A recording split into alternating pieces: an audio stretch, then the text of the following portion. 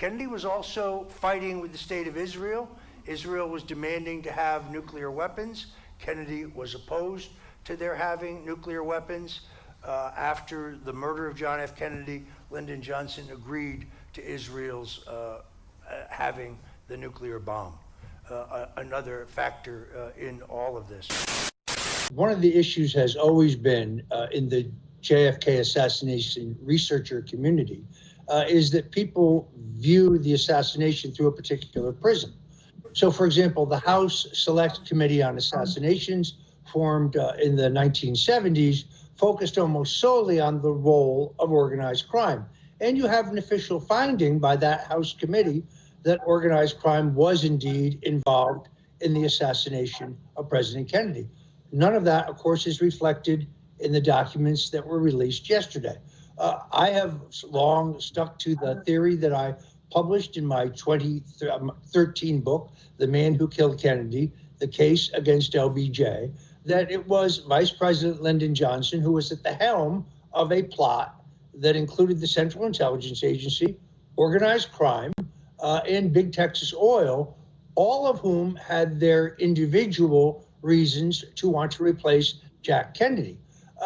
Just pointing at the photo you have up online right now, Johnson makes a great show of being sworn in on Air Force One.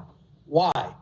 By law, he is automatically president at the moment that John Kennedy is declared dead. By the way, the community notes on X regarding this are incorrect factually.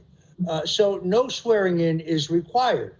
This is a public relations exercise, and he insists that Jackie Kennedy stand next to him in her blood-splattered dress.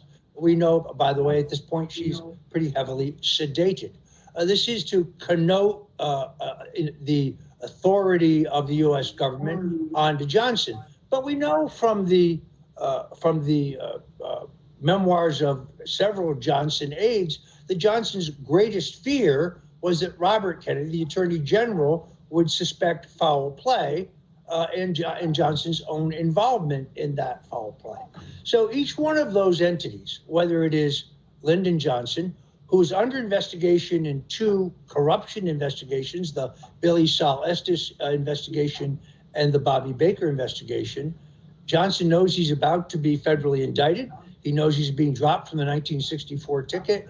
So his motive is keen and immediate. The Central Intelligence Agency believes that Kennedy has botched the Bay of Pigs invasion.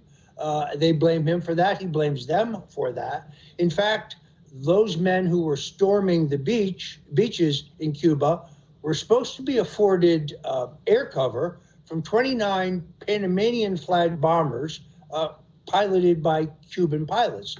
That is in the original Bay of Pigs invasion plan that was born under President Eisenhower in a task force headed by Vice President Richard Nixon, but later approved by John Kennedy.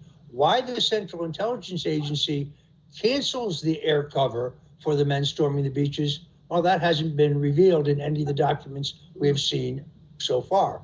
And then, of course, there is, as I say, organized crime. In 1960, Ambassador Joseph P. Kennedy, Jack Kennedy's father, gets a $1 million contribution. In 1959, that's a lot of money.